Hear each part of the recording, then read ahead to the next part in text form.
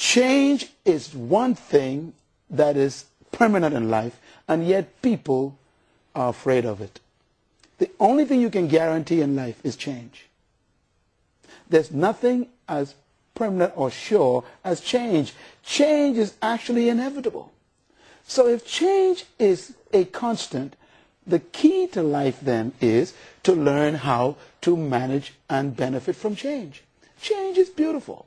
For example, I say this often, that there can be no improvement without change. And yet, not all change is improvement. For example, if you used to weigh 110 pounds and now you weigh 170, that was a change. But it's not an improvement. It can actually be a threat to your health. But if you want to improve, you have to change. And God is a God of change, even though God never changes. Because everything God does is always temporary. He never does the same thing twice. No miracle in the Bible was ever repeated. God never healed anyone the same way twice. God is too creative to remain a constant. God is permanent, but he never does anything the same way twice. So you got to get used to change.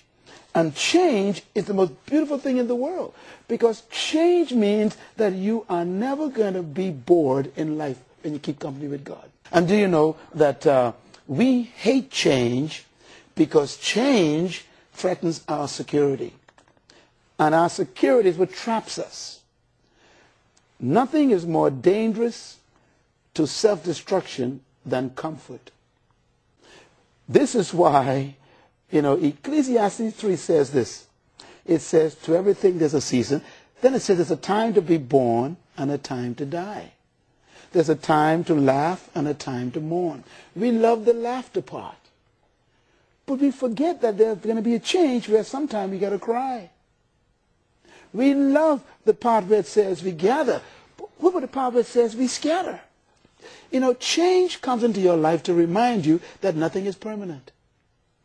You got to learn, therefore, to live life very loosely.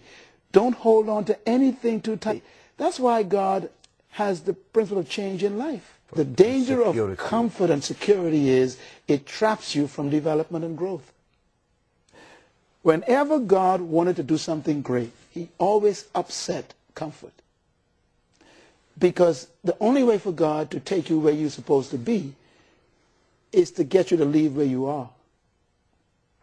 And where you are is secure. Change produces two things. It produces insecurity and the unknown. And both of them are very important for growth and development. And we are afraid because we expect things to remain the same. Like I said earlier, the most important approach to dealing with change is to expect it. We expect things to remain the same, and so we set ourselves up for disappointment. The way you benefit from change is you expect it. I like what the Bible says, Ecclesiastes chapter 3, verse 4. It says, there's a time to laugh and a time to mourn. When the mourning time comes, I like the Bible says, we may mourn for a night, but joy comes in the morning. Now, I wrote this book because people keep destroying themselves, self-destruction, because they treat change as an enemy. When in fact, the enemy is comfort. The enemy is security.